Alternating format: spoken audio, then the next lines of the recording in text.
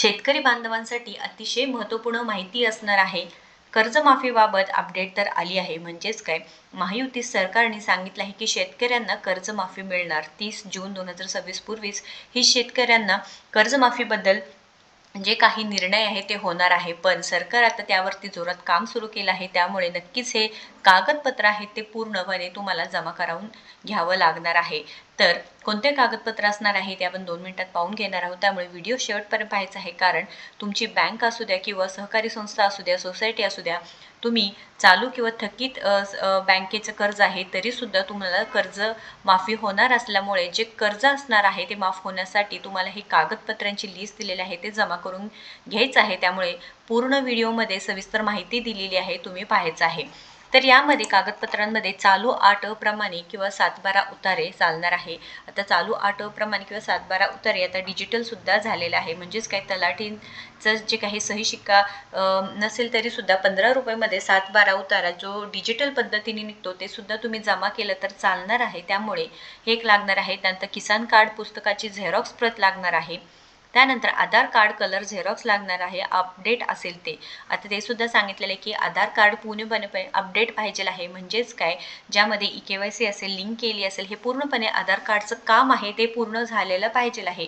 कारण जेव्हा ही कर्ज प्रक्रिया, कर्जमाफीची प्रक्रिया सुरू होईल त्यावेळेस असं नको की तुमचं एखादं कागदपत्र जमा केलं नाही, त्यामुळे तुम्हाला या कर्जमाफीतून वंचित केलं जाईल. तुमच्याकडून जे काही कागदपत्र आहे ते लवकरात लवकर जे अपडेटेड असेल, ज्यामध्ये काही बदल करायचा आहे, काही चुका झाली असेल, हे सगळं आत्ताच बघून घ्यायचं आहे व ते काम करून लवकरात लवकर करून घ्यायचं आहे. शेवटची तारीख अजून दिली नसली तरी सुद्धा शेतकरी बांधवांनो हे काम लवकरात लवकर करून घ्यायचं आहे.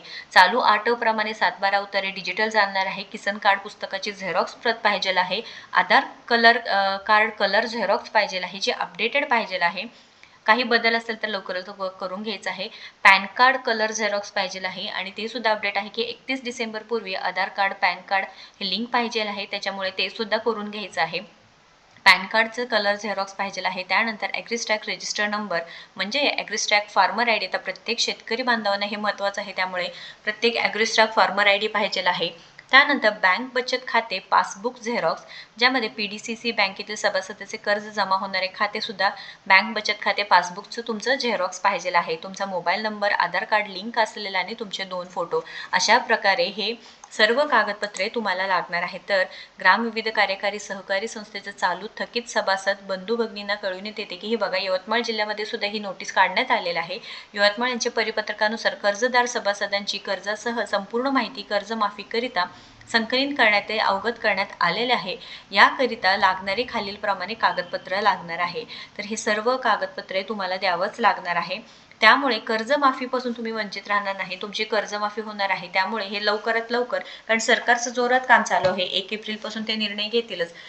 ते 30 जून 2026 पूर्वीच महायुती सरकारने सांगितले की आम्ही शेतकरी बांधवांना कर्जमाफी देणार आहे, 7/12 कोरा करणार आहे. त्यामुळे कर्जाकरिता गहाण दिलेला 7/12 किंवा झेरॉक्स प्रत लागणार आहे, किंवा डिजिटल तुम्ही आहे त्याची सुद्धा प्रिंट काढून घेतलं तर चालणार आहे. तुमचं आधार कार्ड झेरॉक्स प्रत अपडेटेड पाहिजे आहे. फार्मर ID, पॅन कार्डचं झेरॉक्स प्रत, सेव्हिंग पासबुक झेरॉक्स प्रत, संयुक्त जॉईंट खाते देऊ नये सांगितलेलं आहे. कर्ज खाते KCC झेरॉक्स प्रत, मोबाईल क्रमांक, हे सर्व तुम्हाला लागणार आहे. तर इथे मोबाईल नंबर, आधार कार्डशी लिंक असलेलं पाहिजे आहे. या संदर्भात काही तुमचे प्रश्न असतील तर नक्कीच कमेंट करून विचारायचं आहे. जास्तीत जास्त हे व्हिडिओ शेतकरी बांधवांपर्यंत पोहोचवायचं आहे, कारण शेतकरी कर्जमाफी अपडेट सुरू आहे, ते आपल्या चॅनलवरती अपडेट येत राहणार आहे. कर्जमाफीबद्दल काही तुमचे प्रश्न असू द्या विचारा, आणि हा व्हिडिओ आपल्या शेतकरी बांधवांना जास्तीत जास्त शेअर करा, जेणेकरून जी कर्जमाफीची प्रक्रिया सुरू होईल त्यावेळेस कोणतेही शेतकरी बांधव यापासून वंचित राहणार नाही, त्यांना सुद्धा याचा लाभ मिळणार आहे.